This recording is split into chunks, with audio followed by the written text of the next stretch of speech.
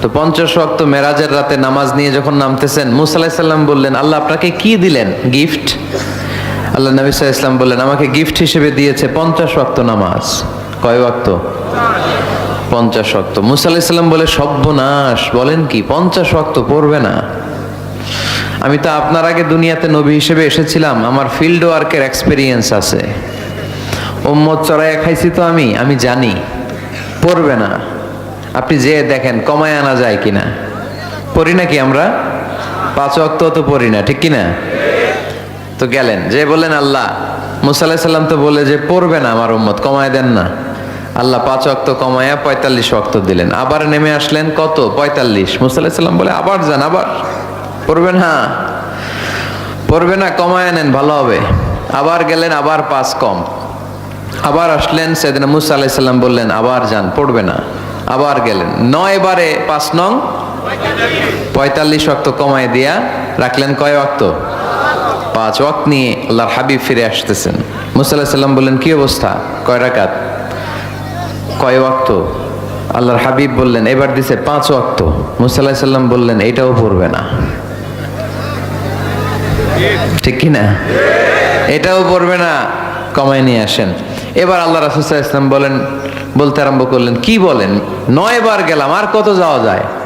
আর পারুম না, লজ্জা লাগে, আমার শরম লাগে। সহিহ বুখারীতে এই কথাটাই এসেছে, আস্তাহি মির রাব্বি, আমার এবার লজ্জা লাগে যেতে। শরম বলেও তো একটা কথা আছে।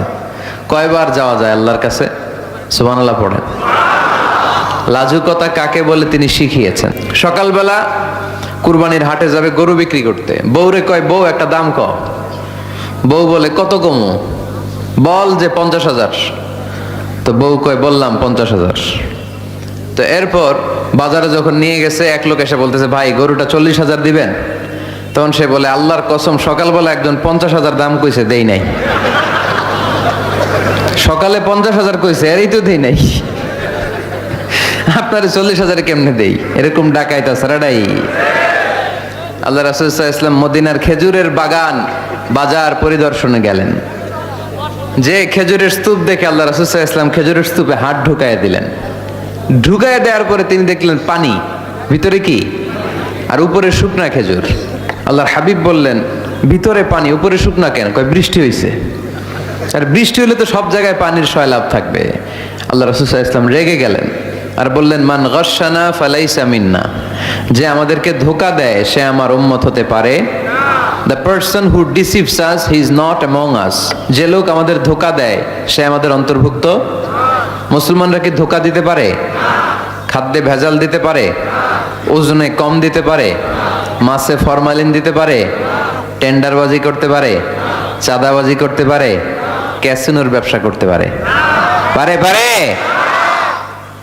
সেজন্য আমরা যেন ধোঁকাবাজি না করি। ধোঁকাবাজে ভরে গেছে বাংলাদেশ। এই ধোঁকাবাজি থেকে আমাদেরকে বেঁচে থাকতে হবে যদি প্রিয় নবীর উম্মত হতে চাই, ঠিক কিনা? তাহলে আল্লাহ তাআলার কাছে সবচাইতে প্রিয় জায়গার নাম সবাই বলেন। আর সবচেয়ে অপছন্দনীয় জায়গার নাম বাজার। হাদিসটা সহিহ বুখারীতে এসেছে। এমন বাজার যেখানে মদের আড্ডাখানা, যেখানে ক্যাসিনোর ব্যবসা, হারাম ব্যবসা, ওইটা আল্লাহর কাছে অপছন্দনীয়। আল্লাহর হাবিব সাল্লাল্লাহু আলাইহি ওয়াসাল্লামের একটা অভ্যেস ছিল, তিনি কোনো এলাকায় গেলেই প্রথমে একটা মসজিদ বানায় ফেলতেন। সুবহানাল্লাহ পড়েন। তার মানে মসজিদ কেন্দ্রিক তিনি সব করতেন, মস্ক সেন্টার্ড। আগে মসজিদ, তারপরে সব। যেমন তিনি মক্কা থেকে যখন মদিনায় হিজরতে আসবেন, মদিনায় ঢোকার আগে কোবা নামক একটা এলাকায় তিনি কয়েক সপ্তাহ ছিলেন। ওখানে এই 2 সপ্তাহের ব্যবধানে একটা মসজিদ বানায় ফেলছেন, মসজিদে কোবা। মসজিদের নাম কি? প্রতি শনিবারে তিনি মসজিদে কোবায় যেতেন, ওখানে যে সালাত পড়তেন। এবং আল্লাহর হাবিব বলেছেন, কেউ যদি, আপনারা যখন মদিনা শরীফে যাবেন, শনিবারে যদি কেউ সকালবেলা আপনারা যে কোবা মসজিদে যে অজু করে, ঘর থেকে অজু করে যে 2 রাকাত সালাত পড়েন, তাহলে উমরা করলে, একটা মাকবুল উমরা করলে যেই সওয়াব, ওই সওয়াব আল্লাহ আমলনামায় দিয়ে দিবেন। কোবা থেকে তিনি মাইগ্রেট করলেন মদিনায়।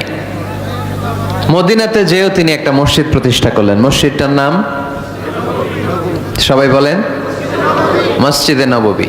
আল্লাহ রাসূল সাল্লাল্লাহু আলাইহি ওয়াসাল্লাম খুব চমৎকার লোকেশন বাছাই করতে পারতেন। লোকেশন তিনি দেখলেন কোথায় করলে ভালো হয়, কোথায় কোথায় কোথায়, খুঁজতে খুঁজতে এমন জায়গাটা পছন্দ হলো, সেখানে ছিল পুরাতন খেজুরের বাগান, ধ্বংসাবশেষ, আর ছিল মুশরিকদের কবর।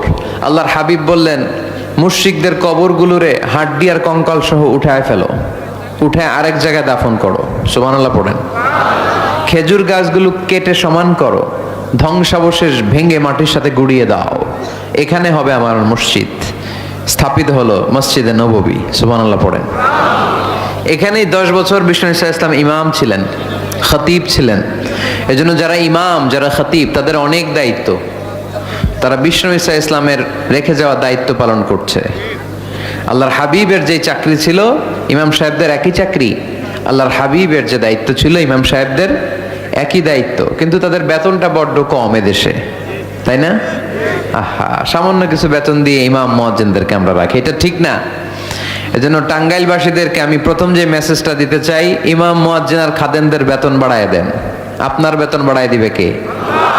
সভাপতি সাহেব, সেক্রেটারি সাহেব, ক্যাশিয়ার সাহেব, বেতন বাড়ান, ওনাদের বেতন বাড়ায় দেন। আপনাদের জীবনে বরকত দিবে কে?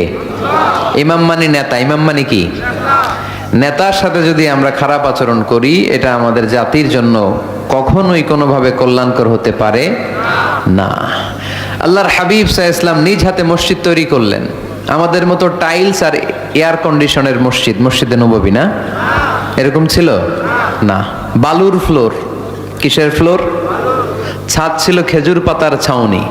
বৃষ্টি হলে ওই বালুর মধ্যে কাদামাটি হয়ে যেত, আর ওই কাদামাটিতেই দাঁড়িয়ে নামাজ পড়তেন মুহাম্মদ সাল্লাল্লাহু আলাইহি ওয়াসাল্লাম। সাহাবারা বলতেন, আল্লাহর হাবিব যখন নামাজ পড়ে আমাদের দিকে তাকাতেন, রাআইতু আসারা তিনি ফি জাবহাতিহি, আমরা রাসূলের নাকে এবং কপালে দেখতাম কাদার মাটি মিশে আছে। আল্লাহর হাবিব যখন মুসল্লিদের দিকে তাকাতেন, দেখতেন প্রতিটা মুসল্লি সাহাবীর নাকে আর কপালে কাদার মাটি মিশে আছে।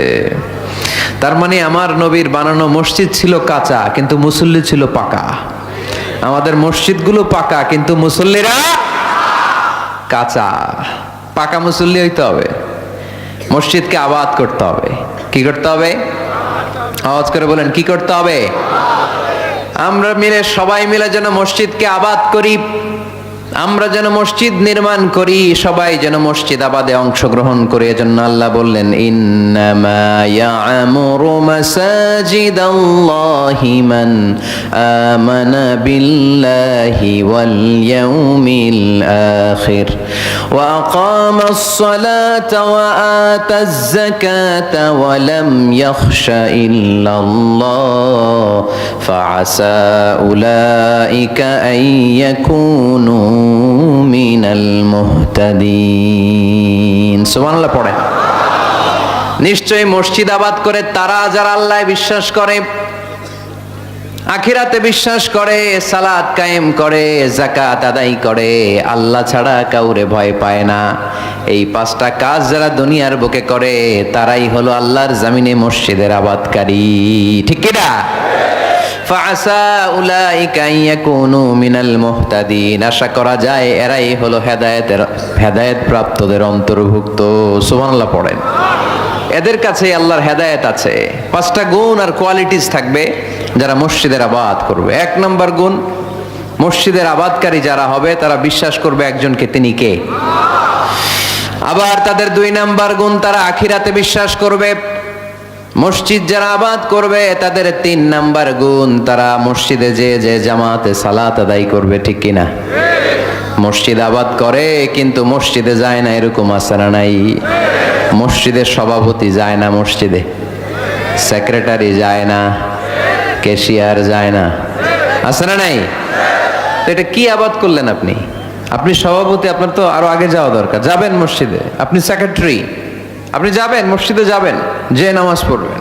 আপনি ক্যাশিয়ার, কোষাধ্যক্ষ, যান না কেন আপনি মসজিদে? আপনি যদি মসজিদ আবাদকারী হতে চান, রব্বে কারিমের খাতায় মসজিদ আবাদকারীদের সাথে নিজের নামটা টুকে নিতে চান, তাহলে মসজিদে যান। ঠিক কিনা? এজন্য আল্লাহ বললেন, মসজিদ আবাদকারী তারা যারা আল্লাহর উপর ঈমান আনে, আখিরাতের প্রতি ঈমান আনে, তারা মসজিদে যায়, মসজিদে যে সালাত কায়েম করে। কি করে? সালাত কায়েম করো, হো সালাত কায়েম করো, হবে সম্মানী তুমি, হবে জান্নাতি তুমি, হবে সম্মানী তুমি, হবে জান্নাতি তুমি। দিবে কাল হাসরে শীতল ছায়া আরশে আজিম, রব্বিয়াল আলা রব্বিয়াল আযীম, রব্বিয়াল আলা রব্বিয়াল আযীম। সুবহানাল্লাহ পড়েন। আউয়ালু মা ইউহাসাবু বিহিল আবদু ইয়াউমাল কিয়ামাতি আস-সালাহ। কিয়ামতের দিন সর্বপ্রথম যে জিনিসটার হিসাব আল্লাহ নেবেন সেটা কি? সালাত। কুরবানির গোশতের সাথে যেটা খায়, তাই না? সালাত মানে নামাজ।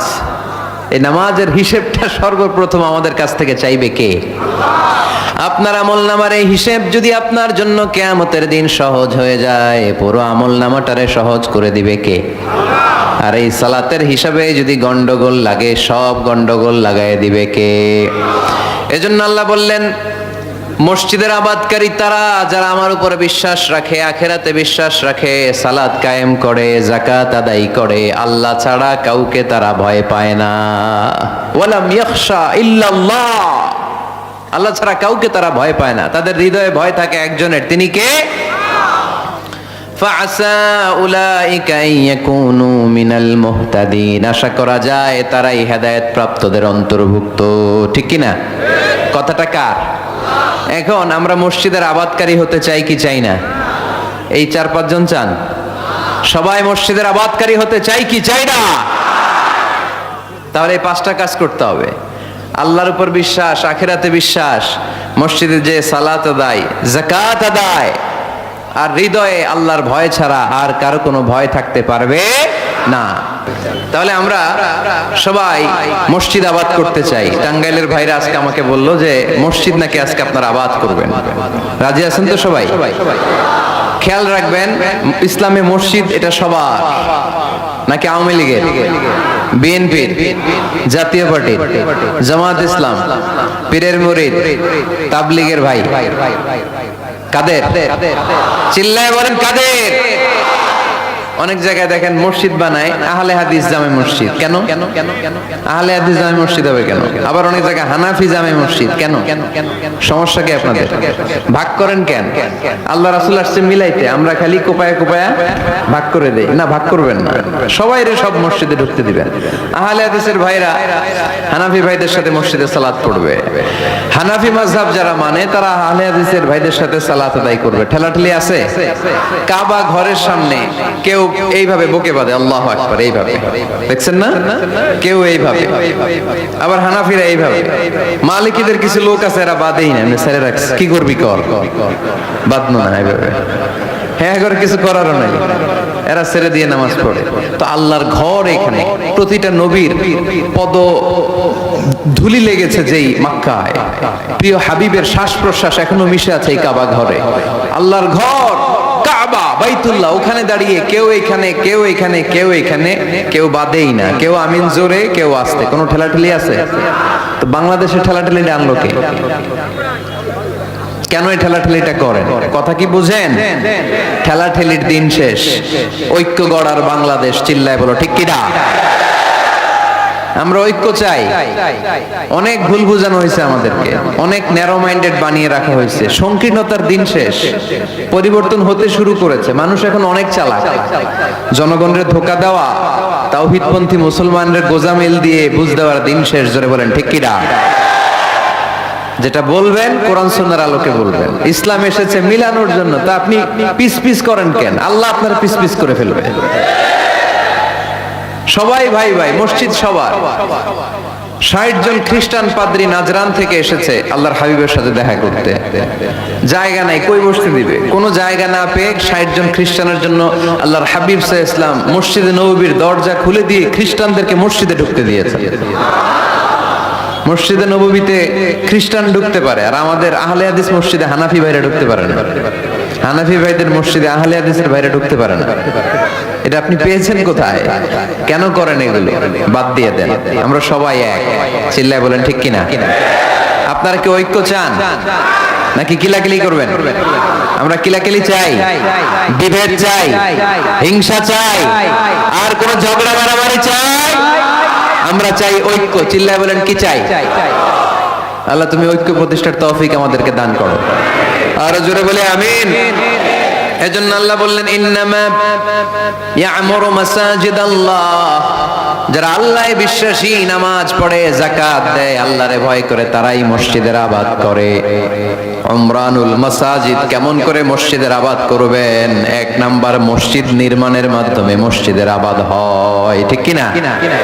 আল্লাহর হাবিব বললেন মান বানা লিল্লাহি বাইতান মিন মালিহি বানাল্লাহু লাহু বাইতান ফিল জান্নাহ। নিজের অর্থ ব্যয় করে যে দুনিয়ার বুকে মসজিদ বানায়া দেয়, আল্লাহ তার জন্য জান্নাতে ঘর বানায়া দেয়। ইন্না মিম্মা ইয়ালহাকু আল মুমিনু মিন হাসানাতিহি বা'দা মাউতিহি, মৃত্যুর পরে কোন মানুষ যে সওয়াবগুলো অটোমেটিক সব সময় ধারাবাহিকভাবে পেতে থাকে, তার মধ্যে একটা হচ্ছে দুনিয়াতে সে যদি কোনো মসজিদ বানিয়ে যায়, তার পার্সেন্টেজ সওয়াব যতদিন এই পৃথিবী থাকবে ততদিন আপনার আমলনামায় ওই সওয়াবের পার্সেন্টেজ পাঠিয়ে দিবে কে? তার মানে মসজিদ আবাদের এক নাম্বার পদ্ধতি মসজিদ বানানো, মসজিদ আবাদের দুই নাম্বার পদ্ধতি বারবার মসজিদে যাওয়া, মসজিদে যে জামাতে সালাত আদায় করা। মসজিদের সাথে সম্পর্কের দরকার আছে না নাই? মসজিদে যে জামাতে সালাত আদায় করা, সালাতুল জামাআ তাফদুলু সালাতাল ফাজরি বি27 দারাজা। একা নামাজ পড়লে যেই সওয়াব, মসজিদে যে জামাতে পড়লে 27 গুণ সওয়াব হয়ে যায়। এজন্য জামাতে সালাত পড়বেন তো। তার মানে এক নম্বরে পেলাম মসজিদ বানানো, দুই নম্বরে পেলাম মসজিদে যে জামাতে নামাজ পড়া, তিন নম্বরে মসজিদের সাথে হৃদয়টারে ঝুলিয়ে রাখা। মসজিদের সাথে হৃদয়টা ঝুলে থাকবে। 7 শ্রেণীর ব্যক্তিকে আল্লাহ তাআলা কিয়ামতের দিন আরশের নিচে ছায়া দিবে। এর মধ্যে এক শ্রেণীর ব্যক্তি ওই ব্যক্তি যে ব্যক্তির হৃদয়টা সবসময় মসজিদের সাথে ঝুলে থাকে, লেগে থাকে। জোহরের নামাজ পড়ে খালি টেনশন, কিরে আসরের সময় কখন হবে। আসর পরে চিন্তা করে মাগরিবে আমি কই থাকবো, তখন মসজিদ থাকবে কই, নামাজটা হবে কিনা। মাগরিব পড়ার পরে একটাই চিন্তা, ঘুমের আগে এশাটা যেন ঠিক মতো হয়, ঠিক কিনা?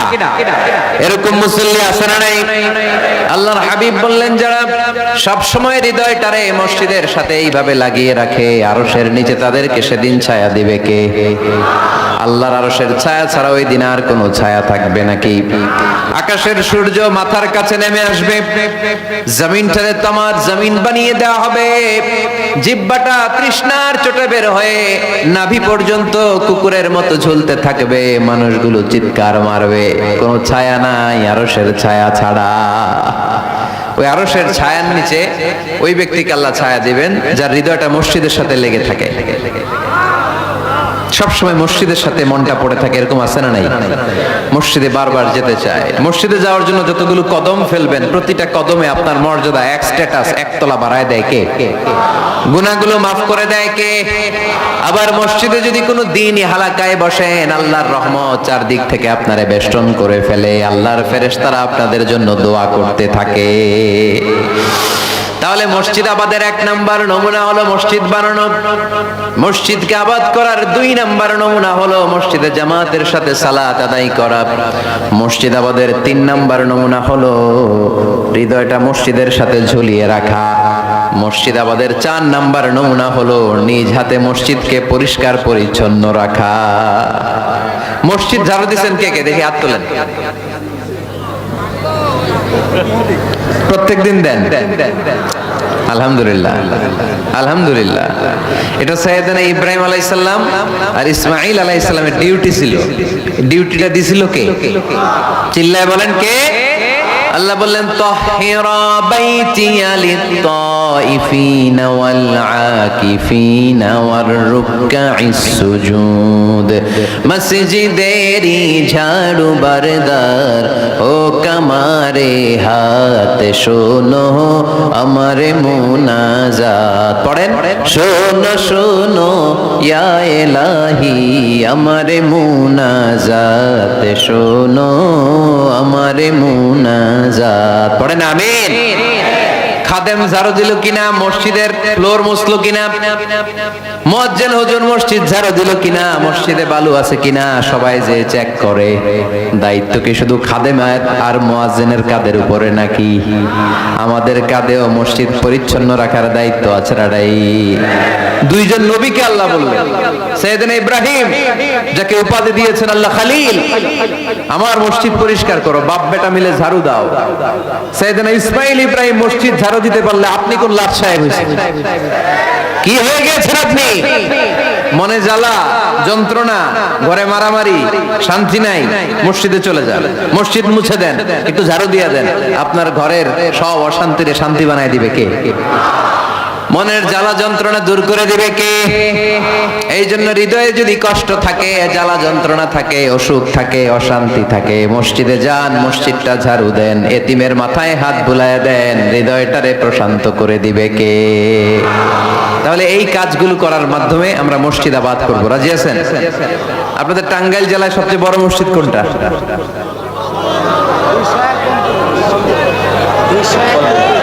201 গম্বুজ। কই এটা? গোপালপুর,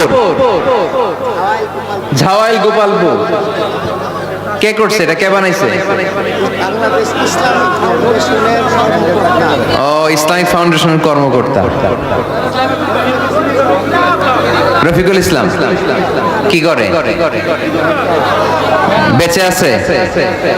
আজকের এই মাহফিলের পক্ষ থেকে ওনাকে জানাই সশ্রদ্ধ সালাম। যাবো ইনশাআল্লাহ। তো এরকম ভালো ভালো মসজিদ, সুন্দর মসজিদ বাংলাদেশে হোক, আমরা চাই না? সবাই চান? তো চাই, আওয়াজটা এতটুকু। এরকম সুন্দর মসজিদ এদেশে আরো নির্মিত হোক, চাই কি চাই না? মসজিদে আমরা যাব, মসজিদে আমরা আবাদ করব। মসজিদ নিয়ে আজকে অনেক কথা আছে, কেউ উঠবেন না, মজার কথাগুলো শেষে রেখে দিছি। যারা উঠবেন এদের মিস, উঠবেন না, বসেন। মসজিদে যে আমরা যাব, কিছু আদব মেনটেন করে যেতে হবে, ঠিক কিনা? ওযু ছাড়া ঢোকা যাবে? ওযু নিয়ে ঢোকার দরকার আছে না নাই? আবার আল্লাহ বললেন, ইয়া বানি আদম খুযু জিনাতাকুম ইনদা কুল্লি মাসজিদ। ও বনি আদম, মসজিদে যখন নামাজ পড়তে যাও, সবচেয়ে ভালো কাপড়গুলো গায়ে দিয়ে যাও। আদেশটা কার? কিন্তু আমরা যখন মসজিদে ঢুকি, সবচেয়ে সিরা পাড়াটা পরে ঢুকি, আছে না নাই? পুরান দুরান সিরা পাড়া, যেটা আর চলে না ওইটা গায়ে দেয়া যায়।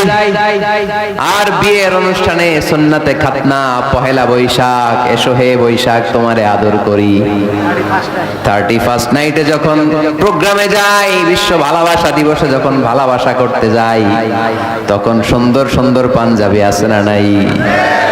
তখন নতুন জামা, বিশ্ব ভালোবাসা দিবস আসতেছে। ওইটা কি দিবস? বেহায়া দিবস। আহা, আমার কিশোরগঞ্জে মাহফিল ছিল গত বছর এই ভালোবাসা দিবসের দিন।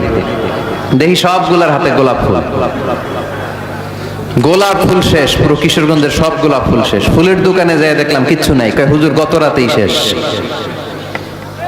বিশ্ব বেহায়া দিবস, এগুলোর সাথে আমাদের কোনো সম্পর্ক নাই। আমাদের সবচেয়ে ভালো জামাটা আমরা মসজিদে পরে যাব। আমরা দুনিয়ার কাউরে দেখাতে চাই না, আমরা যা করি দেখাতে চাই একজনকে, তিনি কে? তাহলে মসজিদের প্রথম আদব ওযু করে ঢুকবো। 2 নাম্বার আদব, সবচাইতে ভালো জামাটা গায়ে দিয়ে মসজিদে ঢুকবো। 3 নাম্বার, ঢোকার সময় বাম পা দিয়ে ঢুকবো। কোন পা? আর বের হওয়ার সময় শুনেই বললেন, মসজিদে যখন ঢুকবে এই দোয়াটা পড়ো, আউযু বিল্লাহিল আযীম ওয়া বিওয়াজহিল কারীম ওয়া সুলতানিহিল কাদীম মিনাশ শাইতানির রাজীম। এই 4টা শব্দ দিয়ে এই দোয়াটা যে পড়বে, এই দোয়াটা পড়ার সাথে সাথে শয়তান চিৎকার মারে আর ঘোষণা দেয়, আজকের দিনের জন্য আমার ওয়াসওয়াসা থেকে তুই মুক্ত হয়ে গেলি। আফসোস করে শয়তান বলে, তোরে তো আর কিছু করা গেল না, তোর উপরে আর কোনো খবরদারি নাই, আজকে সারা দিনের জন্য তোর রবের কাছ থেকে তুই প্রোটেকশন পেয়ে গেলি, আজকে শেষ, কালকে ধরবো তরে, কালকে ধরবো, আজকে শেষ।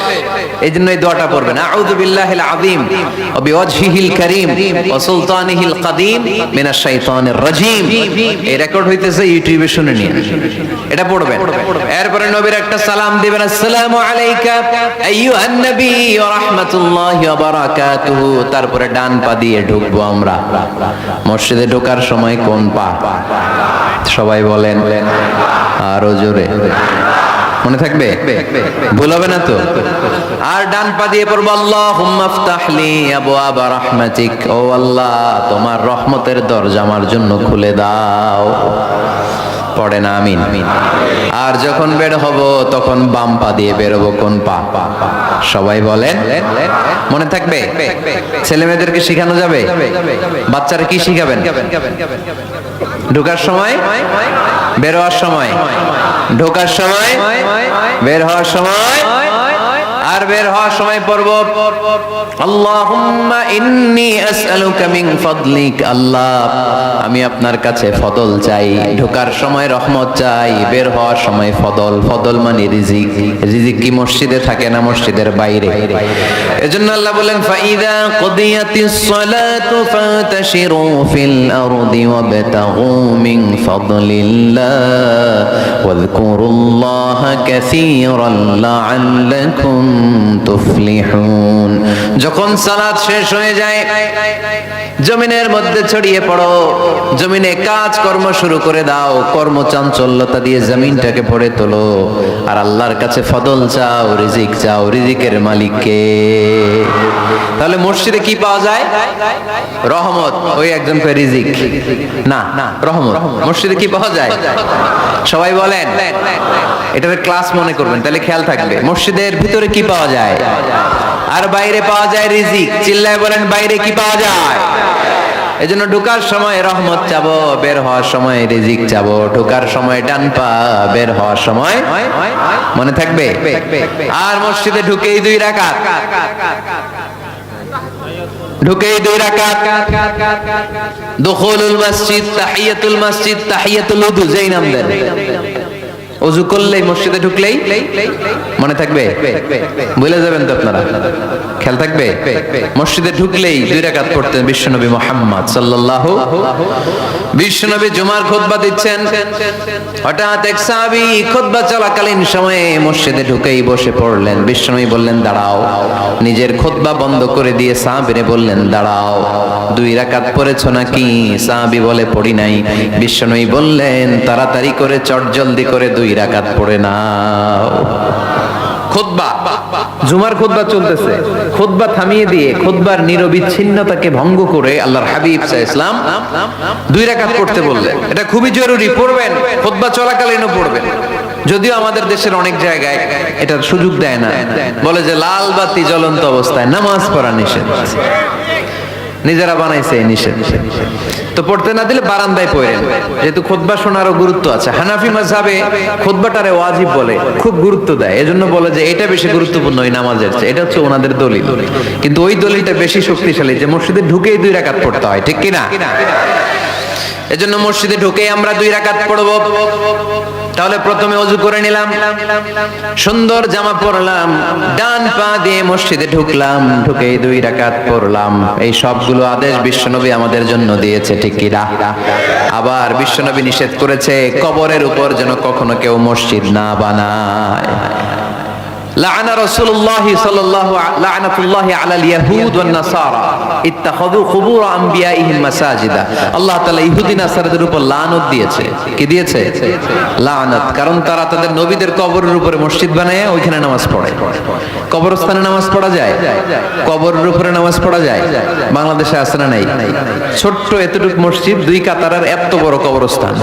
ইয়া লাল শালু, নীল শালু, আগরবাতি আর গোলাপ জলের গন্ধে ঢোকা যায় না, আছে না নাই? ওখানে যে আগরবাতি জ্বালায় দেয়, গোলাপ জল ঢেলে দেয়, আছে না নাই? কবরস্থানে বা মাজারে কেন মোমবাতি দেয় মানুষ আমি জানি না। যিনি কবরে শুয়ে আছেন ওনার কাছে কি আলো যায়, মোমবাতির আলো? তো ওনারে দিছেন কেন? এটা তো যে সমস্ত ঘরে এখনো ইলেকট্রিসিটি পৌঁছে নাই, বাচ্চারা পড়াশোনা করতে পারে না, এদের ঘরেই না আপনি মোমবাতি দিবেন? তাহলে আপনার বাবার কবরটারে আলো দিয়ে ভরে দিবে কে? মাজারে যে অনেকে টাকা দেয়, মানত করে, মাজারে টাকা দেয়া যায় না, মানত করা যায় না, মানত করতে হয় একজনের নামে। চিল্লায় বলেন তিনি কে? খবরদার, এগুলো থেকে সাবধানে থাকতে হবে। মাজার জিয়ারত করা সুন্নাহ, কবর দেখলেই সালাম দেয়া সুন্নাহ, জিয়ারত করা সুন্নাহ। এর জন্য দোয়া চাইবেন, নিজের জন্য আল্লাহর কাছে দোয়া চাইবেন, এর জন্য দোয়া করবেন, নিজের জন্য দোয়া করবেন। কিন্তু মাজারে পড়ে থাকা লোকটার কাছে কিছু চাওয়া যায়? আল মাইয়িতু ফিল কবর কাল গরীকি ফিল বাহর, সাঁতার না জানা ব্যক্তি সাগরে পড়লে যেরকম অসহায়, কবরে শুয়ে থাকা ব্যক্তিটা তার চেয়েও বেশি অসহায়। সে আপনার জন্য কি করবে? আপনি তার জন্য দোয়া করলে সে কিছু পাবে। সে আপনার কিছু করাই দিতে পারবে? করতে পারে একজন, তিনি কে? চিল্লায় বলতে হবে, তিনি কে? কেউ ফিরে না খালি হাতে, আল্লাহরে তোর দরবারেতে, ঠিক কি না? পড়েন সবাই, কেউ ফিরে না খালি হাতে, আল্লাহরে তোর দরবারেতে। এজন্য কবর কেন্দ্রিক কোনো মসজিদ নাই। আগে মসজিদ, পরে হবে কবর।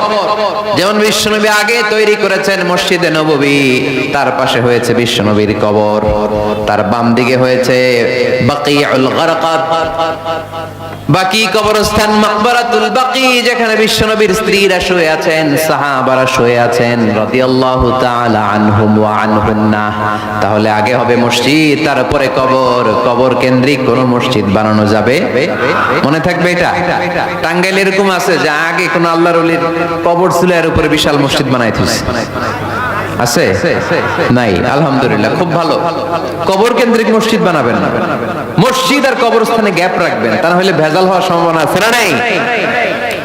এরপরে বিশ্বনবী মসজিদকে ক্লিন রাখতে বলেছেন। আমার রাসূলুল্লাহ সাল্লাল্লাহু আলাইহি ওয়াসাল্লাম বিবিনাইল মসজিদি ফি দুয়ার ওয়া আন তুনাযযাফা ওয়া তুতায়্যাবা। আল্লাহর হাবিব বলেছেন, এলাকায় এলাকায় তোমরা মসজিদ বানাও, মসজিদগুলোরে পরিষ্কার রাখো, আতর আর সুগন্ধি দিয়ে তোমরা পারফিউম করে দাও, মসজিদটারে সুগন্ধযুক্ত করে রাখবে, পারফিউম করে রাখবেন। আরব দেশে মসজিদে বাখুর জ্বালিয়ে দেয়, উদ জ্বালিয়ে দেয়, মসজিদে ঢুকলেই কলিজাটা ঠান্ডা হয়ে যায়, নামাজ পড়তে মনে চায়, কোনো দুর্গন্ধ নাই। এজন্য মসজিদ পরিচ্ছন্ন রাখার দরকার আছে না নাই? এরপরে বিষ্ণু ইসলাম বললেন, মসজিদের সর্বশেষ আদব হলো তোমরা যখন মসজিদ বানাবা, খবরদার মসজিদকে অতিমাত্রায় ডিজাইন করা যাবে না। অতিমাত্রায় ডিজাইন করা যাবে না। আমরা এতই ডিজাইন করি, কোনটা মসজিদ আর কোনটা কমিউনিটি সেন্টার চিনাই যায় না। আছে না নাই? না, অতিমাত্রায় ডিজাইন না, যতটুকু লাগে। গরম লাগে, এয়ারকন লাগান, নো প্রবলেম।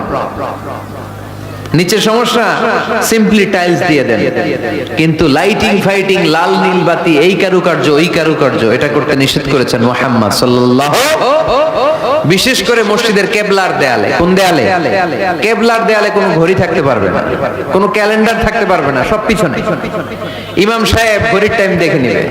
সামনে ক্যালেন্ডার থাকলে নামাজের সময় ক্যালেন্ডারের ভিতরে যে মাদ্রাসা, মসজিদ, ওইখানে নজর পড়ার সম্ভাবনা আছে না নাই?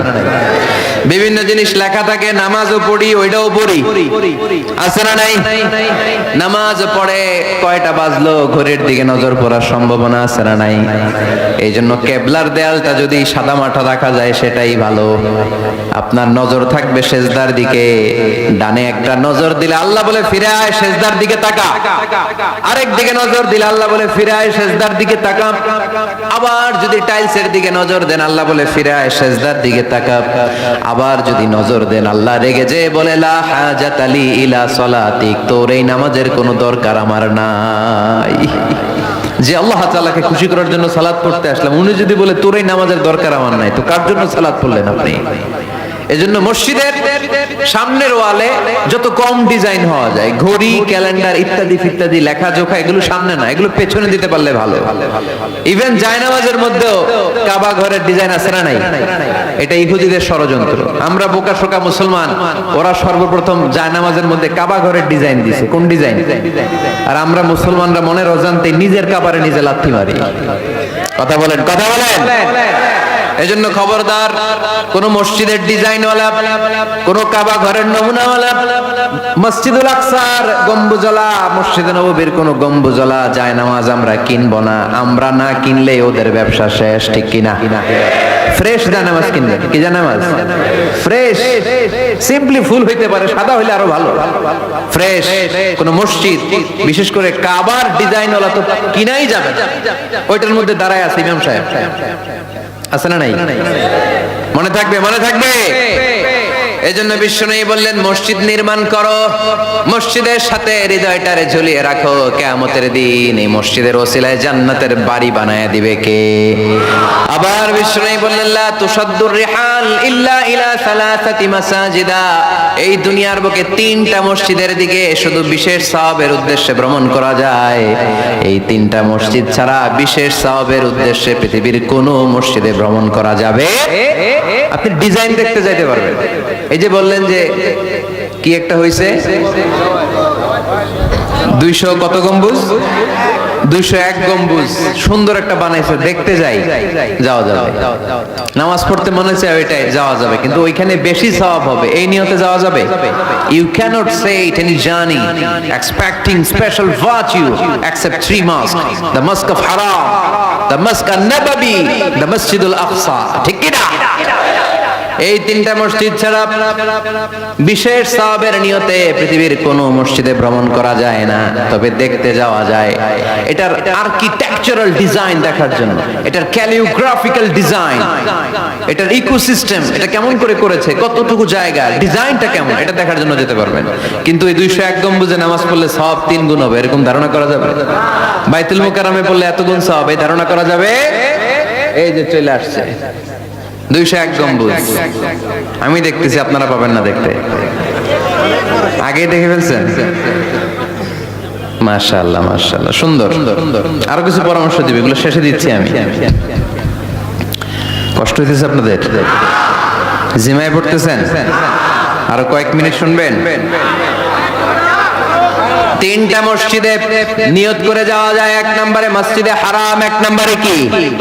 ইন্না আউওয়ালা বাইতিন উদিআ লিন-নাসি লাল্লাযী বিবাক্কাতা মুবারাকা, সর্বপ্রথম যেই ঘরটা আল্লাহ তাআলা জমিনের মধ্যে স্থাপন করলেন, ওই ঘরটা হলো মসজিদুল হারামের মাঝখানের কাবা ঘর।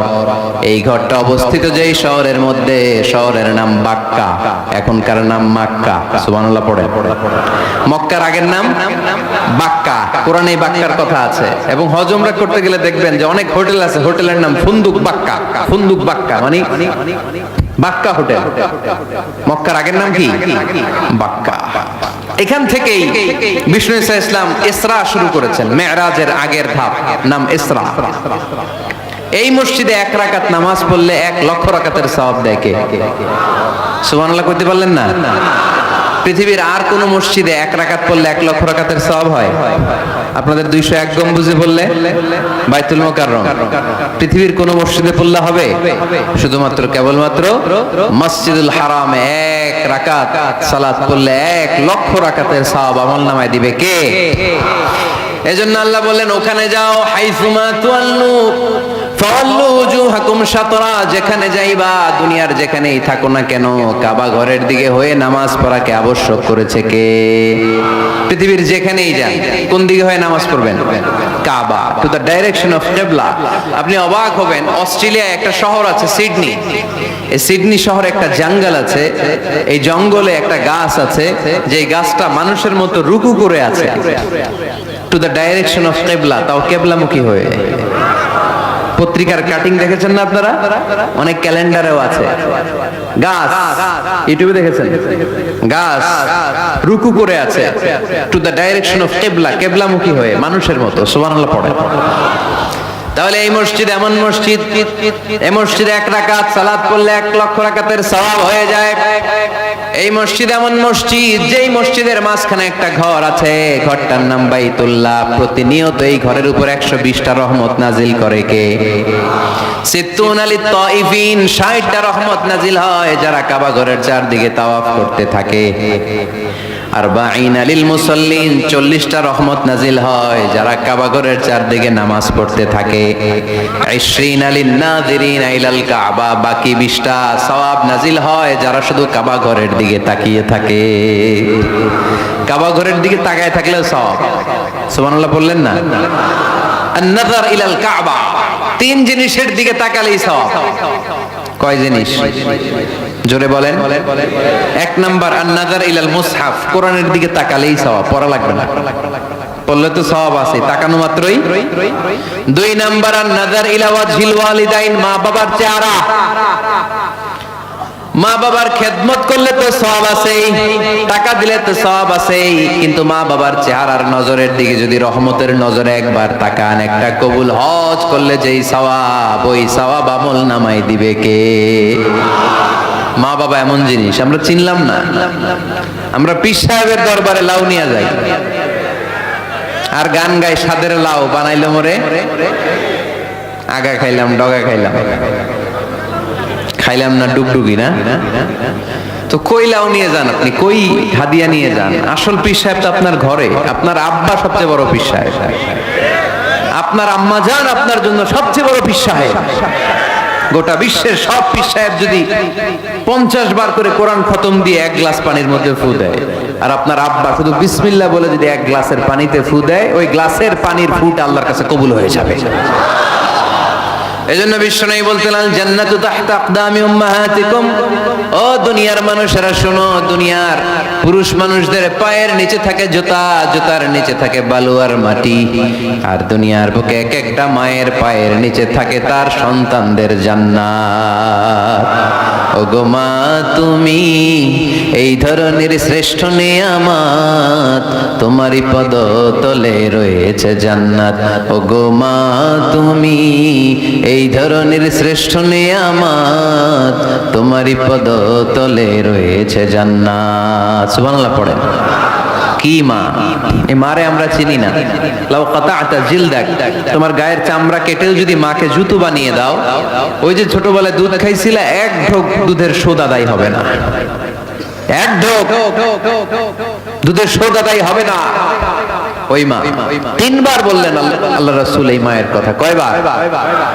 আল্লাহ হাবিব বললেন মা মা মা, তারপরে মা কয়বার? বাবা কয়বার? তার মানে ইসলাম মাকে দিয়েছে স্বর্ণ পদক, ইসলাম মাকে দিয়েছে রৌপ্য পদক, ইসলাম মাকে দিয়েছে ব্রোঞ্জ পদক, বাবাকে দিয়েছে সান্ত্বনা পুরস্কার। ঠিক কিনা? 3 বার যদি মা হয়, একবার যদি বাবা হয়, তাহলে স্বর্ণ পদক কে?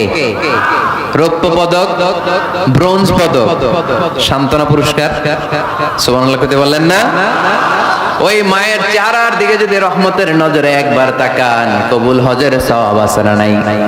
তাহলে 1 নাম্বার কোরআনের দিকে নজর করলে সওয়াব, 2 নাম্বার মা বাবার চেহারার দিকে নজর করলে সওয়াব, 3 নাম্বার আল্লাহর কাবা ঘরের গিলাফের দিকে যখন নজর করে তাকাবেন, 20টা রহমত নাজিল করবে কে? তাহলে শ্রেষ্ঠ মসজিদ মসজিদে হারাম, শ্রেষ্ঠ মসজিদ। 2 নাম্বার হচ্ছে মসজিদ নববী, নবীর মসজিদ, ওখানে 1 রাকাত পড়লে 1000 রাকাতের সওয়াব। আমার নবী শুয়ে আছে তার পাশে, পাশেই জান্নাতুল বাকিয়া, মাকবারাতুল বাকিয়া, এরপর আছে রওবা। বিশ্বনবীর কবর থেকে মিম্বার পর্যন্ত জান্নাত, রাউদাতুম মিন রিয়াদিল জান্নাহ। এটা দুনিয়ার বুকে একটা জান্নাতের টুকরা। কোন সুবহানাল্লাহ। ওখানে নামাজ পড়ার জন্য খুব ধাক্কাধাক্কি হয়। পুরো মসজিদে নববীর কার্পেটের এক কালার, ওইটার কার্পেটের আরেক কালার। যারা হজ উমরা করেছেন দেখে এসেছেন, জায়গা পাওয়া যায় না, খুব ধাক্কাধাক্কি হয় ওই জায়গাটাতে সালাত পড়ার জন্য। এটা হচ্ছে দ্বিতীয় মসজিদ শ্রেষ্ঠত্বের দিক থেকে। তৃতীয় মসজিদ হচ্ছে মসজিদে আকসা, ফিলিস্তিনে। এই দুইটাতে যাওয়ার সুযোগ হইলো, ওইটাতে যাওয়ার সুযোগ নাই। ইসরায়েলি হায়নাদের দখলে। চিল্লা এখন ঠিক কিনা? আমরা আল্লাহর কাছে চাই আমরা মসজিদুল হারামে, মসজিদ নববীতে যেমনে সালাত পড়তে পারি, বাইতুল মাকদাসে যেও যেন সালাত পড়তে পারে। আল্লাহ তুমি তৌফিক দাও। বাইতুল মাকদাসে 1 রাকাত পড়লে 250 রাকাতের সওয়াব। আরেক বর্ণনা এসেছে 500 রাকাতের সওয়াব। এই 3টার পরে দুনিয়ার যত বড় মসজিদ হোক না কেন, সবগুলোর সওয়াব সমান। সুবহানাল্লাহ পড়ে। তাহলে আমরা মসজিদ আবাদ করতে চাই। কি করতে চাই? এই মসজিদ হচ্ছে আমাদের মুসলমানদের সামাজিক ঐক্যের কেন্দ্রবিন্দু। সামাজিক ঐক্যের কেন্দ্রবিন্দু আমাদের মসজিদ। বুঝতে হবে, এটা খ্রিস্টানদের চার্চের মতো, এটা ইহুদিদের সিনাগগের মতো, এটা শিখদের গুরুদুয়ারার মতো গতানুগতিক কোনো ইবাদতগাহ বা উপাসনা কেন্দ্র নয়। এটা আমাদের ঐক্যের ভিত্তি। চিল্লায় বলেন ঠিক কি না? বিশ্বনবী মসজিদে নববী থেকে সব করেছেন। বিশ্বনবীর মসজিদে নববীটাই ছিল ক্যান্টনমেন্ট, সেনাবাহিনীর ক্যান্টনমেন্ট ছিল এটা। বিশ্বনবীর মসজিদে নববী ছিল গণভবন, আমার নবীর মসজিদে ছিল বঙ্গভবন। এইখানেই ছিল সুপ্রিম কোর্ট, হাই কোর্ট। এখানে বসেই বিশ্বনবী যুদ্ধের জন্য সেনা প্রেরণ করতেন। এখানে বসেই বিশ্বনবী বেকারদের কর্মসংস্থান করতেন। এখানে বসেই বিশ্বনবী বিধবা নারীদের জন্য ভাতার ব্যবস্থা করে দিতেন। এই মসজিদের মধ্যে বসেই বিশ্বনবী আহলে সুফার সাহাবীদেরকে হাদিসের শিক্ষা দিতেন। সুবহানাল্লাহ পড়ে। এজন্য মসজিদের নানামুখী ব্যবহার আছে। আমরা শুধু এটা ইবাদতের জন্য রাখছি, কিন্তু বিষ্ণু ইসলাম এটাকে নানা কাজে লাগিয়েছেন। আমাদের মসজিদগুলোকে আমরা শুধুমাত্র জিকির আর সালাতের জন্য নির্ধারণ করেছি, কিন্তু বিষ্ণু ইসলাম নানামুখী কাজ এই মসজিদের ভেতরে করেছেন। মসজিদে নববী বাচ্চাদের জন্য উন্মুক্ত ছিল, নারীদের জন্য উন্মুক্ত ছিল, হিজরাতের জন্য উন্মুক্ত ছিল। সুবহানাল্লাহ কইতে পারলেন না? হিজরা আছে এলাকায়, টাঙ্গাইলে দেখলে কি করেন? টিটকারি মারেন, হাসেন, আপনাকে মারে? হ্যাঁ, ওরাই মারে। কি টাকা দাবি করে না? এই দোষটা ওদের না তো, দোষটা তো আমাদের। ওদেরকে তৃতীয় লিঙ্গি হিসেবে স্বীকৃতি দিয়েও ওদের সব ধরনের সুযোগ সুবিধা গভর্নমেন্ট হয়তো এখনো দিয়ে সারতে পারে না। এটা গভর্নমেন্টের দায়িত্ব। এই বিশাল জনগোষ্ঠীকে গভর্নমেন্ট কি করবে? 2008 সালে ভোটাধিকার দেওয়া হয়েছিল, তারপরেও কোথাও এদের জন্য নাম নাই। একটা বাচ্চা যদি হিজরা হয়ে জন্মায়, মা বাবা তার পরিচয় কারো কাছে দিতে চায় না, লজ্জায়। এর স্কুলে ভর্তি করাইলে স্কুলের ফর্মে আছে ছেলে বা মেয়ে, এটার কোন জায়গায় দিব? ছেলেতে না মেয়েতে? এজন্য এরাও সমাজে বিচ্ছিন্ন, আলাদা। এরা খুঁজতে থাকে, দেখি আমার মতো কে আছে, তখন এরা হিজরা পাড়ায় চলে যায়।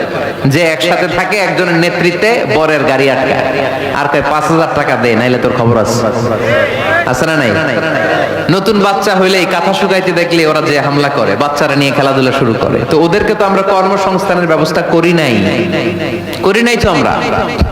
পৃথিবীর বিভিন্ন দেশের সুপার শপে দেখবেন হিজরা। এটা খুবই ন্যাচারাল। আমারও একটা সন্তান হিজরা হইতে পারে না? আপনার একটা সন্তান, ছেলে মেয়ে কোনোটা না হইয়া হিজরা হইতে পারে না? আমি যে ছেলে হইছি কার ইচ্ছায়? আমার বোন যে মেয়ে হইছে কার ইচ্ছায়? হিজরা যে হিজরা হয়ে দুনিয়ায় আসলো, এটাও কার ইচ্ছায়? আসল ইচ্ছাটা কার? কর্মসংস্থানের ব্যবস্থা করে দেন। হিজরাদেরকে দেখতে যেহেতু মানুষ ডরায়, এদেরকে আপনি রাস্তাঘাটের জ্যাম ঠিক করার দায়িত্ব দিয়ে দেন। কেউ আর উল্টা পথে যাবে না, ঠিক কিনা? পুলিশের দায়িত্ব দিয়ে দেন। রাস্তাঘাটে এরা দাঁড়াইলে লাঠিও লাগবে না, যেহেতু ভয় পায় মানুষ, ঠিক কিনা? হবে জনসংখ্যাকে যদি জনশক্তিতে আমরা রূপান্তরিত করতে না পারি, তাহলে বিপদ আছে না নাই? বলছিলাম আমার নবীর মসজিদ এটা যেন মসজিদ না, মুসলমানদের মসজিদ খ্রিস্টানদের গির্জার মতো না, হিন্দুদের মন্দিরের মতো না, ইহুদিদের সিনাগোগের মতো না, শিখদের গুরুদ্বারার মতো না। মুসলমানদের মসজিদ এটা মুসলমানদের সামাজিক ঐক্যের প্রাণ কেন্দ্র, ঠিক কিনা? মসজিদে নববী সবার জন্য খোলা। বাচ্চারা যেত, আমরা কি বাচ্চাদেরকে মসজিদে যেতে দেই? কি করি? ধমক দেই। বিশেষ করে মুরব্বী বাবারা ধমক দেয়, রেগে যায়। সব মুরব্বীরা না, সব মুরব্বীদেরকে আমি এক পাল্লায় মাপছি না। মুরব্বী বাজানেরা যারা আছেন, বাচ্চাদেরকে মসজিদ থেকে তাড়িয়ে দিয়েন না, ধমক দিয়েন না। আজকে যে ধমক দিয়ে তাড়ায় দিছেন, আর আসবে না, ঠিক কিনা? আর আসবে না। একবার যদি তিক্ত অভিজ্ঞতা নিয়ে একটা ছোট্ট সোনামণি মসজিদ থেকে বের হয়ে যায়, তারে আর কোনোদিন মসজিদমুখী করা যাবে না। আর ওরে যদি আপনি একটা চকলেট দেন, প্রত্যেকটা ইমাম সাহেবের উচিত মসজিদে চকলেট নিয়ে যাওয়া। বাচ্চা দেখলেই চকলেট দিতে হবে, ঠিক কিনা? ওর স্মৃতিতে এটা থাকবে, বড় হয়ে গল্প করবে, আমাদের এলাকায় এক ইমাম ছিল, চকলেট দিত আমাদেরকে। কত সুন্দর অভিজ্ঞতা থাকবে তার। আর যদি ধমক দেন, বলবে ইমাম আসিল একটা বদের আড্ডি, মসজিদে ঢুকলে আমগুলো ঠ্যাঙ্গাইতো খালি, বলবে না এটা? আর চকলেট দিলে আজীবন আপনারা স্মরণ রাখবে। এজন্য বাচ্চাদেরকে কখনো মসজিদ থেকে তাড়িয়ে দেয়া যাবে। মসজিদে নববীতে যদি বাচ্চা ঢুকতে পারে, আমাদের মসজিদে কি সমস্যা? তুরস্ক একটা দেশ আছে, নাম শুনছেন? তুরস্কের মসজিদের দেয়ালে দেয়ালে লেখা থাকে, জামাত চলাকালীন অবস্থায় পিছনে যদি বাচ্চাদের কিচির মিচির চিৎকার চেঁচামেচি হই হুল্লোড়ের আওয়াজ আপনি শুনতে না পান, তাহলে নেক্সট জেনারেশনকে নিয়ে আপনি চিন্তায় থাকেন, কারণ আপনার নেক্সট জেনারেশন নাতিপুতি এগুলো নামাজই হচ্ছে না, ঠিক কিনা? পিছনে যদি আমাদের নাতিপুতি চিৎকার চেঁচামেচি করে, তার মানে দে আর অন দ্য রাইট ট্র্যাক, তারা আসল লাইনে আছে, মসজিদে এসেছে। যদিও আজকে দুষ্টামি করে, সময়ের বিবর্তনে কালের আবর্তনে বয়সটা একটু বড় হলেই ও বুঝে যাবে এখানে দুষ্টামি করা যায় না, এখানে ইবাদত করতে হয় একজনের, তিনি কে? কিন্তু ওকে আসার সুযোগটা তো দিতে হবে। আপনি যদি ধমক দিয়ে বের করে দেন, আর কোনোদিন আসবে?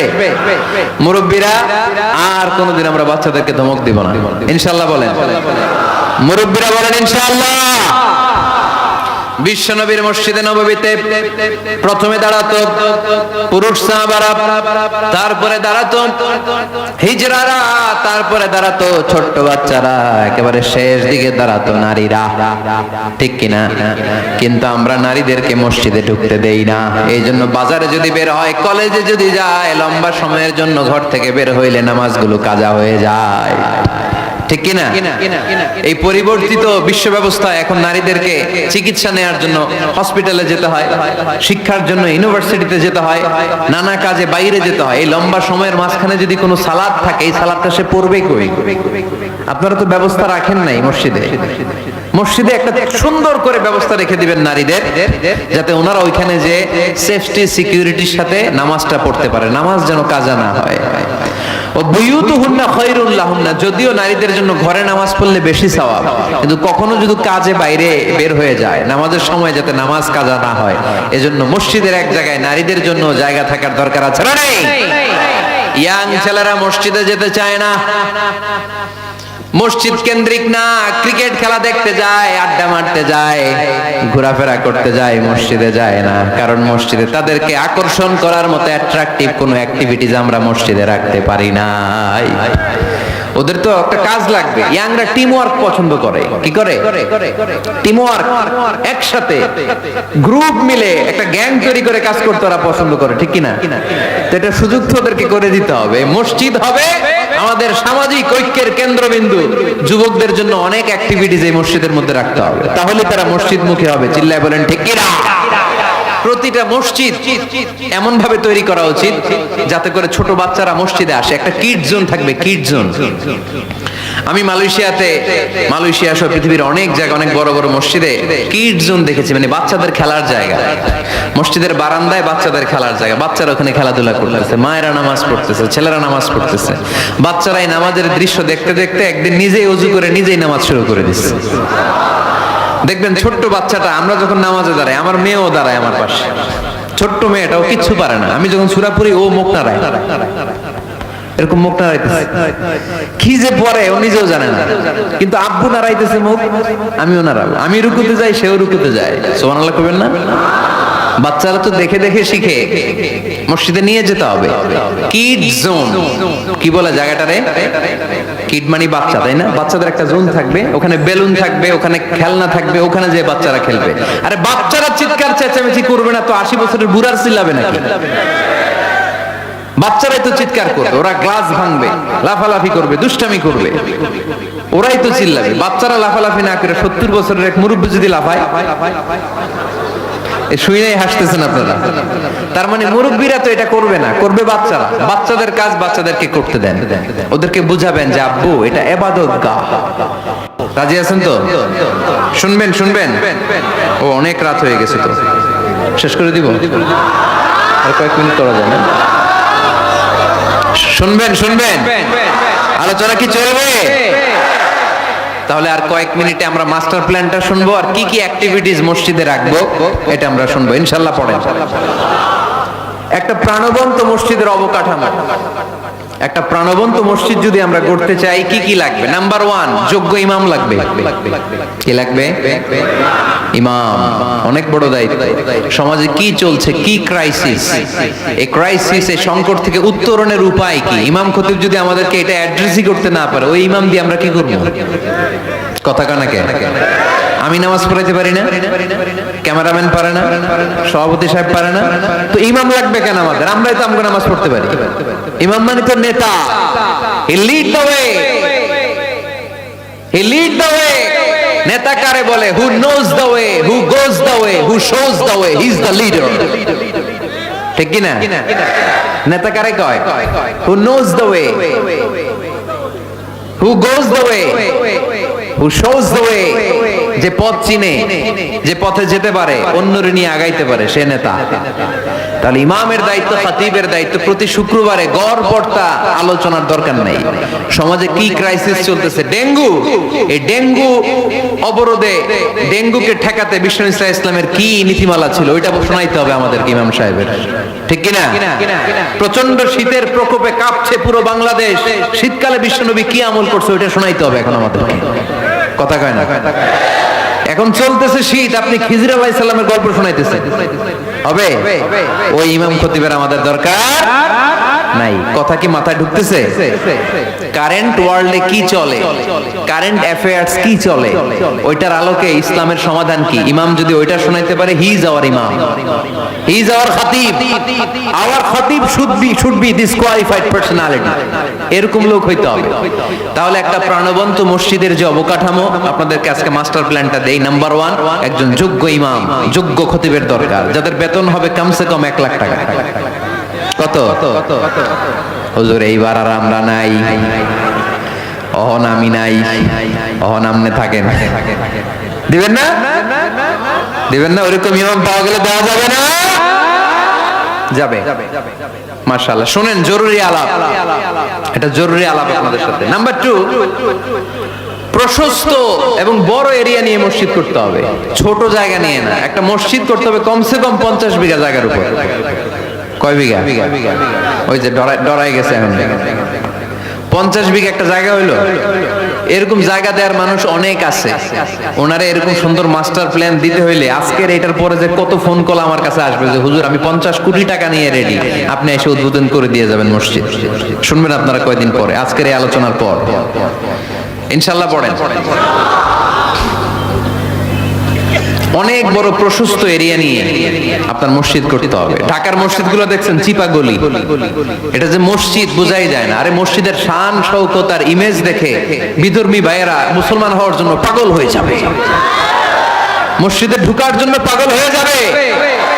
কি সুন্দর মসজিদ তোমাদের, কত চমৎকার, ফ্যান্টাস্টিক, মার্ভেলাস মসজিদ তোমাদের। দেখতে যাব আমরা, দেখতে যায়ও। মালয়েশিয়াতে 4টা বড় মসজিদ আছে, 2টা পুত্রাজায়াতে। একটার নাম স্টিল মস্ক, মিজান তুয়াংকু জাইনুল আবেদিন মস্ক, বিশাল মসজিদ। আরেকটা আছে পুত্রা মস্ক, মাহাথির মোহাম্মদ ওখানে সালাত পড়ে, ডক্টর জাকির নায়েক সালাত পড়ে, আমি যাই মাঝে মাঝে মসজিদে। এরপর মসজিদ বিলায়া আছে একটা, বিলায়া পেরসেকতুয়ান ফেডারেল টেরিটরি মস্ক, আল্লাহু আকবার, তুরস্কের ব্লু মস্কের আদলে করা। আরেকটা আছে মালয়েশিয়ার জাতীয় মসজিদ নেগারা, মসজিদ নেগারা বলে এটাকে, জাতীয় মসজিদ। এত সুন্দর মসজিদ, বিশাল এরিয়া নিয়ে মসজিদ, কোনো ছোট জায়গায় হবে না, বিশাল এরিয়া নিয়ে। পাঞ্জেগানা নামাজের জন্য আলাদা ছোট্ট মসজিদ জায়গা হতে পারে, কিন্তু জামে মসজিদ হলে ওটা ছোট বানাইলে চলবে? এটা যদি আমাদের সামাজিক ঐক্যের কেন্দ্রবিন্দু হয়, এটা তো অনেক বড় গ্যাদারিং এর জায়গা থাকতে হবে, ঠিক কি না? বিশাল এরিয়া নিয়ে মসজিদ হইতে হবে। 2 নাম্বার, পর্যাপ্ত পার্কিং ব্যবস্থা থাকতে হবে মসজিদে। একমত না দ্বিমত? এইখানে যদি আপনি জগৎ বিখ্যাত আলেম রাখেন, খতিব রাখেন, যিনি প্রতি সপ্তাহে কি ঘটে বাংলাদেশে ওইটারে কোরআন হাদিসের আলোকে ব্যাখ্যা করে, তো ওনার কথা শোনার জন্য এরকম লাখ লাখ লোক জড়ো হবে না? এরা এদের প্রাইভেট কার নিয়ে আসবে, অনেক এলিট লোকেরা প্রাইভেট কার নিয়ে আসবে ওনার খুতবা শোনার জন্য। অনেকে নিজের হুন্ডা চালায় আসবে, সাইকেল নিয়ে আসবে, এগুলো রাখবে কোথায়? রাস্তায় জ্যাম বাজাবেন নাকি? না, বিশাল পার্কিং লট থাকবে, ওই পার্কিং লটে প্রত্যেকের পার্কিং এর ব্যবস্থা থাকবে। প্রয়োজনে এই পার্কিং এর মধ্য দিয়ে আইডিয়া জেনারেটিং একটা সিস্টেম আপনি করতে পারেন, যে গাড়ি পার্ক করলে 20 টাকা, হুন্ডা পার্ক করলে 10 টাকা।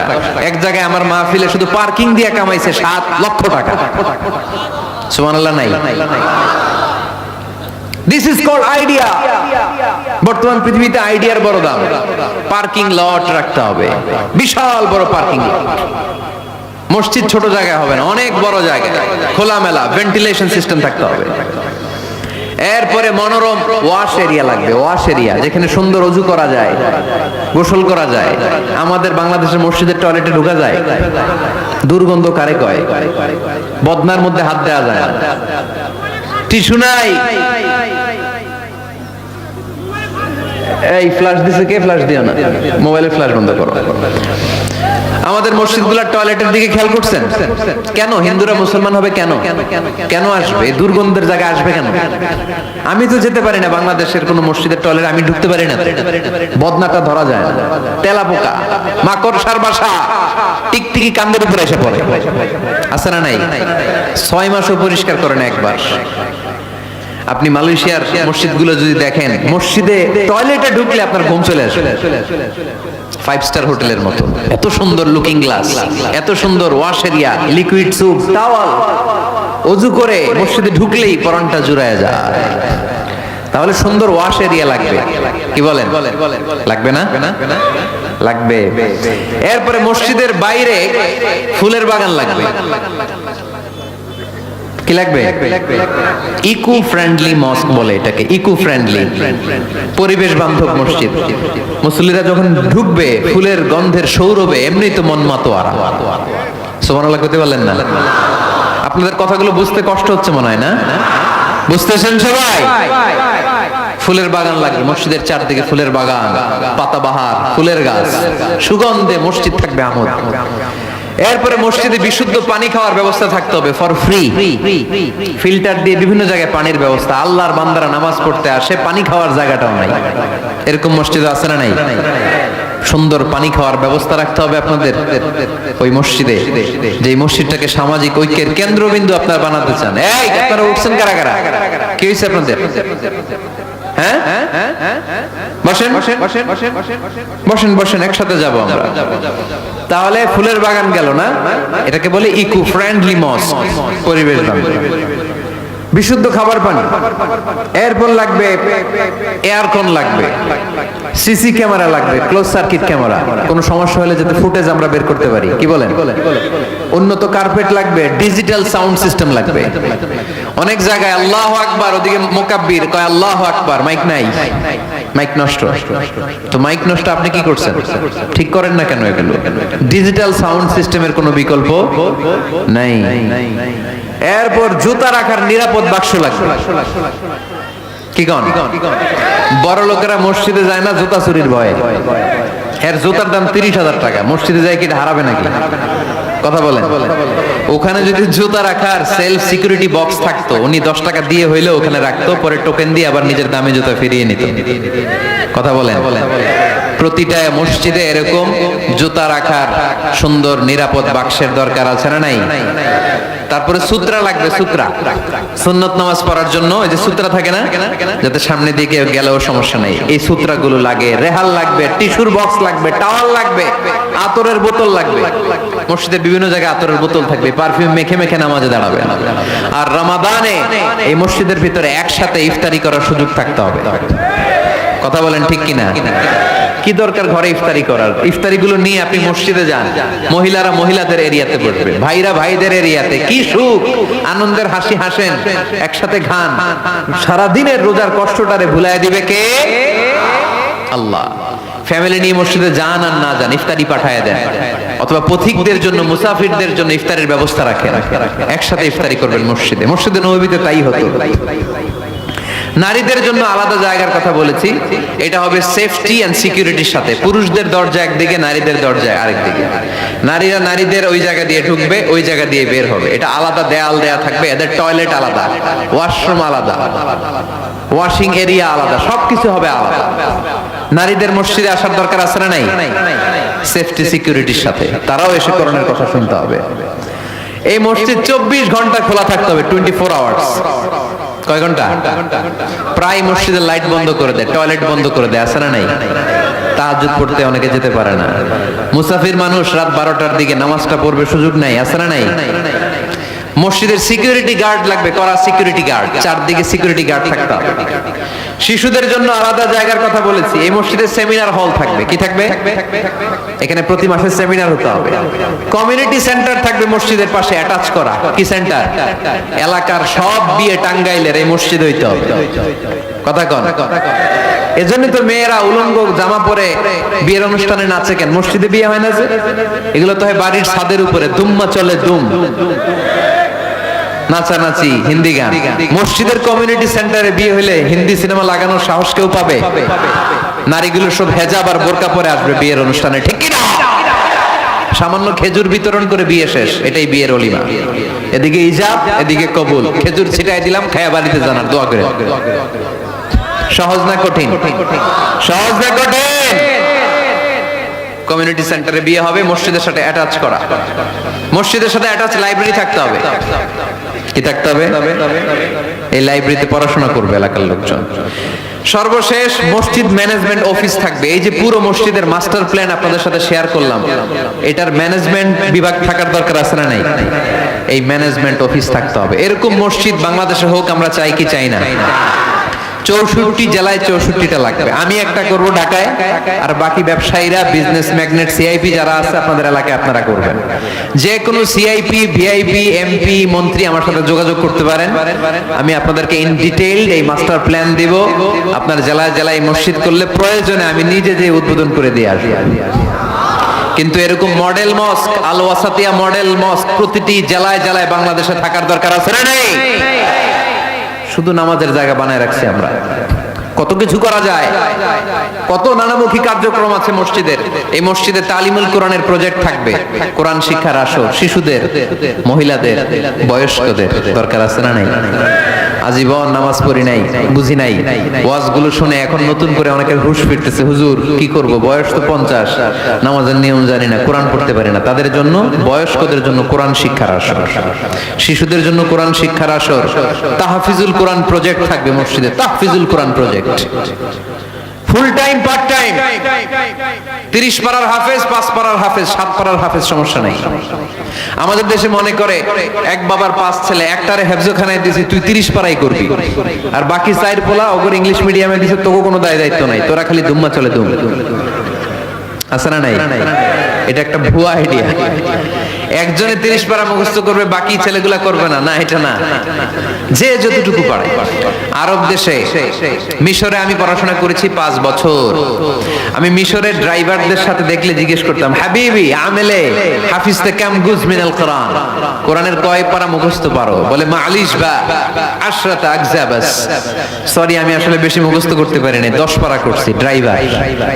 সুবহানাল্লাহ নাই? মিশরের এমন কোন লোক নাই যারা 5 পারা 10 পারা কোরআনের হাফেজ না। তার মানে কোরআনের হাফেজ পার্ট টাইমও হওয়া যায়। ইংলিশ মিডিয়ামে পড়বে আপনার ছেলে, বিকেল বেলা পার্ট টাইম তাহফিজে এসে ও কোরআন হিফজ করবে। এরকম ছেলের দরকার আছে না নাই? ইংলিশেও কথা বলবে, কোরআনের ব্যাখ্যাও করে দিবে। চিল্লায় বলো ঠিক কি না? তালিমুল কোরআন প্রজেক্ট, তাহফিজুল কোরআন প্রজেক্ট। সাপ্তাহিক প্রশ্নোত্তর পর্ব থাকবে আপনাদের এই মডেল মস্কে। জীবন ঘনিষ্ঠ কত প্রশ্ন বোনদের থাকে আমাদের কাছে করে, এই প্রতিটা জেলার মসজিদ থেকে এগুলোর ফতোয়া দেওয়া হবে, ঠিক কিনা? মাসিক ধারাবাহিক তাফসীর প্রোগ্রাম চলবে মসজিদে। তাফসীর প্রোগ্রামে আজকে কি বলে গেছে সারা বছর আর খেয়াল থাকে না, কিন্তু প্রতি মাসে যদি এই জামে মসজিদে বিশ্বভিত্তিক তাফসীর হয়, তাহলে ফিডব্যাক নেওয়ার সুযোগ আছে না নাই? কথা কি বুঝতে পারতেছেন আপনারা? মসজিদের উদ্যোগে যুবকদের জন্য অনেক অ্যাক্টিভিটিস দরকার। নাম্বার 1, খেলাধুলা। মসজিদের পাশেই প্লেগ্রাউন্ডে খেলাধুলার আয়োজন করতে হবে। কথা কি শুনতেছেন? আল্লাহর হাবিব নিজে মসজিদে নববীর পাশে খেলাধুলার আয়োজন করেছেন। সুবহানাল্লাহ নাই? সহিহ বুখারীর হাদিস, ঈদের দিন মসজিদে নববীর পাশে বনু আরফিদা গোত্রের লোকেরা তীর দিয়ে খেলা শুরু করলো। বিশ্বনবী দেখতে আরম্ভ করলো। আম্মাজান আয়েশা বায়না ধরলেন, আমিও দেখবো। বিষ্ণু ইসা ইসলাম আম্মাজানকে কাঁধে তুলে পর্দা সরাইয়া দেখাইতে লাগলেন। আর খেলা দেখতে দেখতে বিষ্ণু ইসা ইসলাম নিজেই আনন্দিত হয়ে গেলেন। আমরা অনেক সময় হয় না, গোল দেওয়ার আগে আমরাই নড়ে চড়ে উঠি, এইভাবে গোল করে উঠি, এইভাবে গোল গোল গোল গোল গোল গোল লাফায় না এরকম? আল্লাহ রাসূল সাল্লাল্লাহু আলাইহি সাল্লাম খেলা দেখতে দেখতে নিজেই উত্তেজিত হয়ে গেলেন এবং যারা খেলছিল তাদেরকে বললেন, এই বনি আরফিদা, এইভাবে মারো, তীর এইভাবে ধরো। সুবহানাল্লাহ পড়ে। তো মসজিদের পাশে যদি খেলার ব্যবস্থা থাকে, বিকেল বেলা খেলার পরে ওরা কি মসজিদে ঢুকবে না? অ্যাক্টিভিটিস নাই, এজন্য খেলার পরে চলে যায়, দুম্মা চলে দুম, মসজিদের সাথে সম্পর্ক নাই। যুবকদের জন্য 2 নাম্বার প্রজেক্ট, মসজিদ থেকে শিক্ষা সফর হবে, স্টাডি ট্যুর। কি হবে? কুল সিরু ফিল আরদ ফানজুরু কাইফা কানা আকিবাতুল মুকাদ্দিবিন। এই মসজিদের উদ্যোগে আপনাদের এই টাঙ্গাইলের ভাওয়াল এলাকা আছে না, কি সুন্দর সুন্দর কত কিছু দেখার সুযোগ আছে, ওখানে যাবেন, কক্সবাজার নিয়ে যাবেন। এটা মসজিদের উদ্যোগে প্রজেক্ট নিতে হবে। Number 3, leadership campaign. কি করে নেতৃত্ব তৈরি করতে হয়। আজকের শিশু আগামী দিনের ভবিষ্যৎ, আজকের যুবকরাই আগামীর বাংলাদেশ, ঠিক কিনা? কি করে লিডারশিপ কোয়ালিটি গ্রো করতে হয় এই ক্যাম্পেইনে শেখানো হবে। সর্বশেষ যুবকদের জন্য যে ইভেন্ট থাকবে এই মসজিদে, ইতিকাফ ইভেন্ট। কি ইভেন্ট? আপনাদের এলাকায় যুবকরা ইতিকাফে বসে? কারা বসে? মুরব্বীরা। তাও অনেক জায়গায় মুরব্বীও খুঁজে পাওয়া যায় না, তো ওনারে টাকা দিয়ে ভাড়া কইরা ইতিকাফে আনতে হয়। নাউজুবিল্লাহ পড়বেন না? ইতিকাফের মতো এত বড় গুরুত্বপূর্ণ ইভেন্ট এটা মুরব্বীরা করে, তাও টাকা দিয়ে ভাড়া করে আনতে হয়। আল্লাহু আকবার। মালয়েশিয়াতে সব যুবকরা ইতিকাফ করে, মিশরে সব যুবকরা ইতিকাফ করে। আরে ইতিকাফ মুরব্বীদের ইভেন্ট নয়, এটা তাগড়া জওয়ান যুবক ছেলেদের ইভেন্ট। চিল্লায় বলো ঠিক কি না? ওইরকম অ্যাক্টিভিটিস মসজিদে থাকলে ইয়াংরা ঢলে ঢলে ইতিকাফ করবে। আসতে হবে ইয়াংদেরকে এখানে। মুরব্বীদের মাজায় ব্যথা, কাশি দিলে বুকে ব্যথা, ডায়াবেটিস, আলসার, ওনারা কিসের ইতিকাফ করবে? এরা তো ঘরে বসে নামাজ যদ্দুর পড়তে পারে, এটাতেই ডবল সওয়াব, ঠিক কি না? ইতিকাফ মুরব্বীদের ইবাদত নয়, ইতিকাফ যুবকদের ইবাদত। আমরা এই অ্যাক্টিভিটিস মসজিদে দিতে পারি নাই, ফলে যুবকরা আসে না। যাকাত দেয়া, কুরবানির গোশত বিতরণ, জরুরি ত্রাণ তহবিল, মেডিকেল ক্যাম্প, বিবাহ প্রকল্প, যারা মেয়েদেরকে বিয়ে দিতে পারে না, পথ শিশু প্রকল্প, খাদ্য প্রকল্প, এগুলো থাকবে মসজিদে। এই মসজিদ কেন্দ্রিক প্রতিযোগিতা হবে, সিরাত কম্পিটিশন, নাশিদ কম্পিটিশন, কবিতা আবৃত্তির কম্পিটিশন। করা যাবে না? মসজিদে নববীতে বিষ্ণু ইসলাম হাসান বিন সাবেত নামে এক কবি সাহাবীর জন্য আলাদা একটা মিম্বার করে দিয়েছিলেন। আজও এই মিম্বারটা আছে, এটা হাসান বিন সাবেতের মিম্বার। নবী বসতেন ওই মিম্বারে, হাসান বিন সাবেত এই মিম্বারে। তিনি বিশ্বনবীর পক্ষে কবিতা গেয়ে গেয়ে সাহাবীদেরকে উদ্বুদ্ধ করতেন। কবিতার প্রতিযোগিতা করতে হবে মসজিদে, নাশিদ কম্পিটিশন করতে হবে, কেরাত কম্পিটিশন, সিরাত কম্পিটিশন। আমাদের ছোট্ট সোনামণিরা আমার প্রিয় নবীকে চিনে না, ওদেরকে প্রিয় নবীকে চিনতে দেওয়া হয় না। তারা এই সিরাত কম্পিটিশনে আমার নবীকে জেনে জেনে নবীর নামে প্রতিযোগিতা করবে। আওয়াজ করে বলেন ঠিক কিনা? এই মসজিদের আন্ডারে একটা প্রকাশনা সেন্টার থাকতে হবে, সব ধরনের বইপত্র এই মসজিদ থেকে বের হবে, বাৎসরিক মাহফিল হবে, সম্মেলন। আর এই মসজিদকে ঘিরে ইসলামিক ক্যাডেট মাদ্রাসা তৈরি হবে। এই যে মাস্টার প্ল্যান আর অ্যাক্টিভিটিস আপনাদেরকে বললাম, এগুলো হচ্ছে একটা প্রাণবন্ত মসজিদের অবকাঠামো। এরকম মসজিদ যদি হয়, আমাদের শিশুরা, আমাদের যুবকরা কি মসজিদে যাবে না? আমি এরকম মসজিদ করে বাংলাদেশকে দেখায় দিব ইনশাআল্লাহ। আর যারা করতে চান আমার সাথে যোগাযোগ করবেন, আমরা যেন মসজিদ আবাদকারী হতে পারে। আল্লাহ তুমি তৌফিক দাও।